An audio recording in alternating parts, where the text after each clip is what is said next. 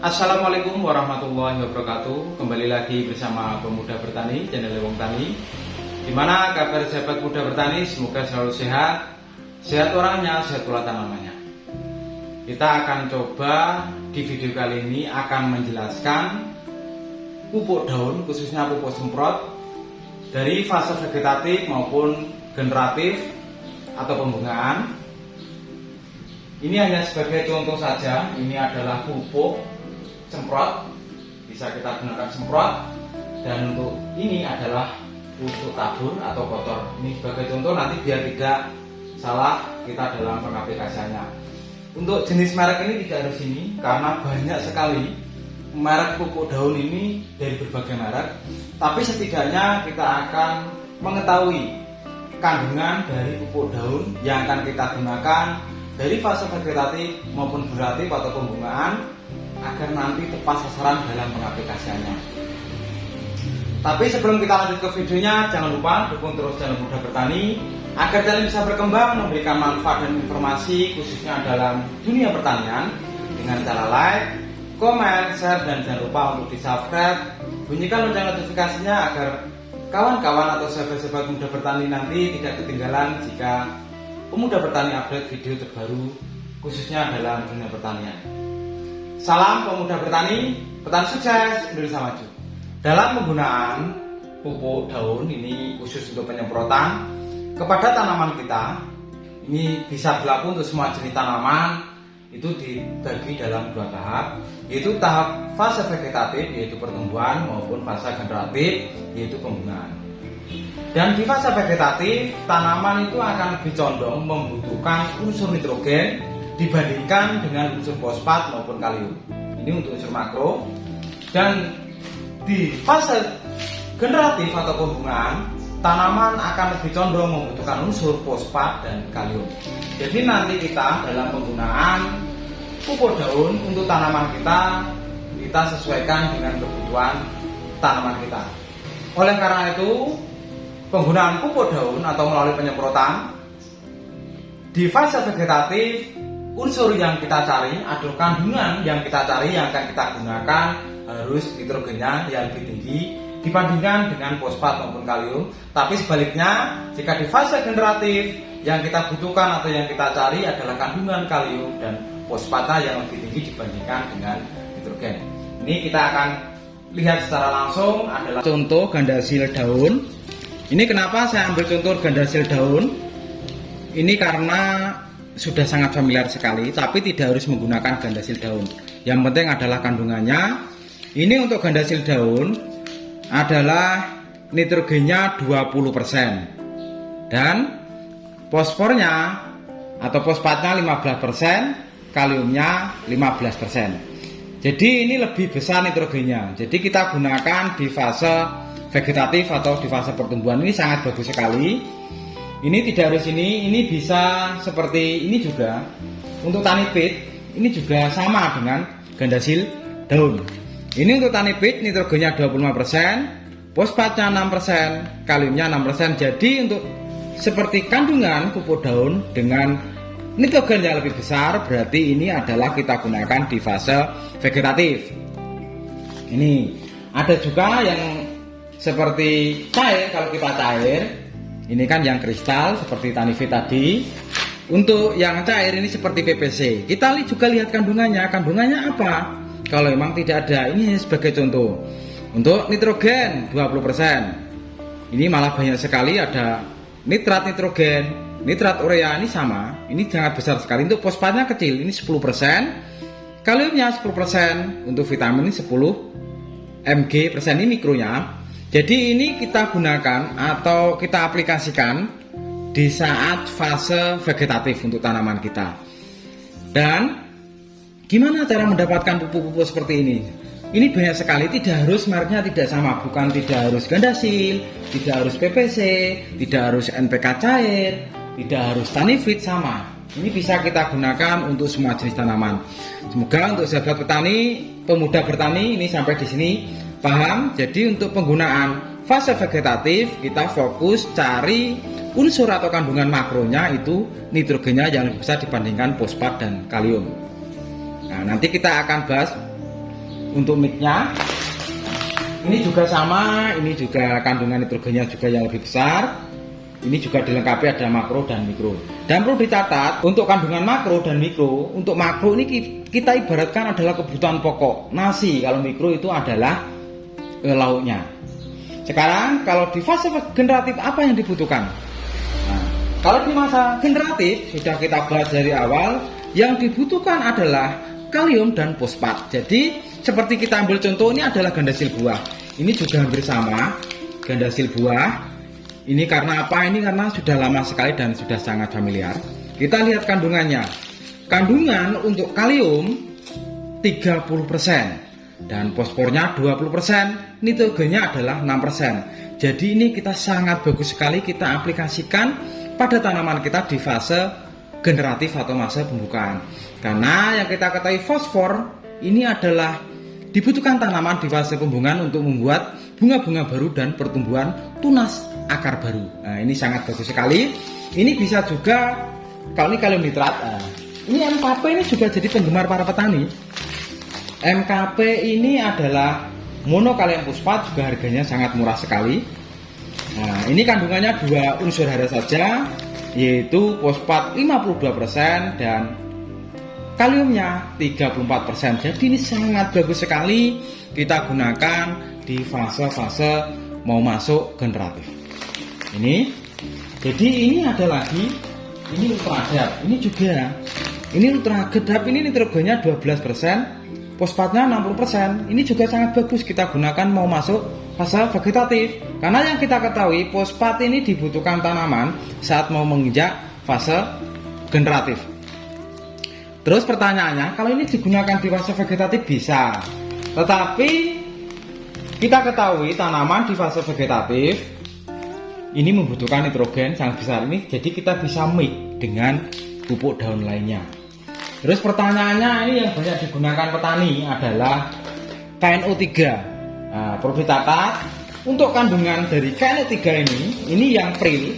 Berarti yang pril ini sebenarnya bukan untuk disemprot. Kalau yang pril ini kita gunakan untuk ditabur kepada tanaman kita. Untuk kandungannya juga hampir sama dengan ini ganda sil buah. Kalau yang putih ini kandungannya hampir sama dengan ganda sil buah. Kita lihat nitrogen 13%, kaliumnya 45%. Nah, kalau yang ini adalah kalium nitrat dan yang sejenis MKP ini adalah monokalium fosfat. Jadi kandungannya ini adalah fosfat dan kalium. Kalau NPK ini adalah kandungannya nitrogen dan kalium. Jadi ini ada dua macam. Ini yang merah adalah kita gunakan di fase vegetatif. Karena apa? Karena kandungan nitrogennya besar dan kaliumnya seimbang lah, antara nitrogen dan kalium seimbang. Karena di waktu fase vegetatif yang dibutuhkan tadi adalah unsur nitrogennya. Jadi pertanyaannya, kalau yang cair ini apa? Ini sama juga. Ini adalah KCl, ini adalah KCl cair. Ini juga unsur kalium yang lebih besar dibandingkan unsur nitrogennya. Kalau ini adalah nitrogen yang lebih besar, ini jadi masa vegetatif.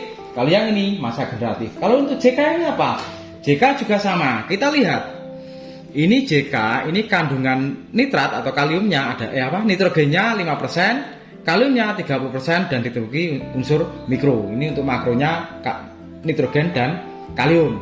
Jadi untuk JK ini kita gunakan untuk tanaman di fase generatif. Untuk marak, untuk sahabat-sahabat muda bertani jangan bingung. Oh, untuk petani sana pakai ini, petani sini pakai ini, saya susah cari. Carilah kandungan dan unsur haranya yang memang di fase generatif itu adalah kalium dan fosfat yang lebih tinggi. Kalau di fase vegetatif itu adalah nitrogen. Dan untuk ini apa ini? Ini perbedaan ini adalah NPK. Ini jangan salah paham. Untuk NPK biar tidak salah paham, kadang-kadang ada sahabat-sahabat muda bertani ini yang tanya, itu untuk NPK 1616 atau NPK Pak Tani itu bisakah untuk disemprot? Semuanya itu sebenarnya bisa, tapi tidak pada tempatnya. Kalau NPK ini sejenis ini ibaratnya ini adalah masih beras. Jadi ini memang perlu diproses dulu. Pengaplikasiannya adalah dikocorkan atau taburkan, karena baru diproses tanah baru bisa diserap oleh tanaman. Beda dengan yang sejenis ini.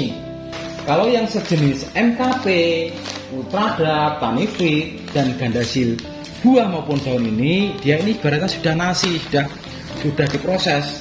Kalau kita semprotkan ke daun, dia juga akan cepat diserap oleh tanaman kita. Ini kalau ini memang khusus ditabur, ini yang pril ini, agar tidak salah paham. Untuk yang disemprot carilah yang kristal, ada kok NPK, KNO ini yang kristal untuk yang disemprot. Dan pertanyaannya, apakah boleh MKP ini waktu kita pembungaan atau masa generatif kita dengan Gandasil buah? Ya sangat boleh sekali. Sangat boleh sekali, karena apa? Karena kandungannya kaliumnya juga tinggi, fosfatnya juga tinggi, nitrogennya ini sedikit. Ini sangat boleh kita mix, tidak ada yang larang dan juga bagus.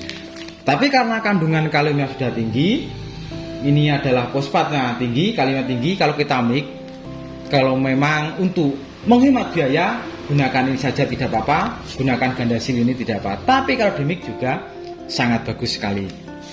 Dan juga perlu diingat, untuk MKP ini ada kelebihannya sama Ultradap. MKP sama Ultradap ini selain kita gunakan untuk penyemprotan melalui daun, tapi juga bisa kita gunakan dikocorkan. Jadi ini bisa kalau kita mix dengan ini, kita kocorkan. Seandainya kita mau kocorkan MKP maupun Ultradap, biasanya ini untuk tanaman melon dan tanaman cabai. Ini sejenis NPK, ini tidak harus Pak Tani loh ya. Ini di mix dengan ini dikocorkan bisa, karena Ultradap dan NKP ini kelebihannya bisa dikocorkan juga bisa disemprotkan. Tapi kalau sejenis NPK seperti ini jangan disemprotkan. Ini karena melalui proses dulu di tanah baru bisa dimakan oleh tanaman kita. Nah, kita tanya lagi, kalau yang ini untuk apa? Ini perlu diingat, ini adalah asam amino, ini juga bagus buat tanaman kita. Ini pemuda bertani sering pakai. Kalau seandainya untuk tanaman padi sebelum beda tanam, saya semprot asam amino ini. Ini dilengkapi dengan unsur mikro juga, mikroba ini sangat bagus.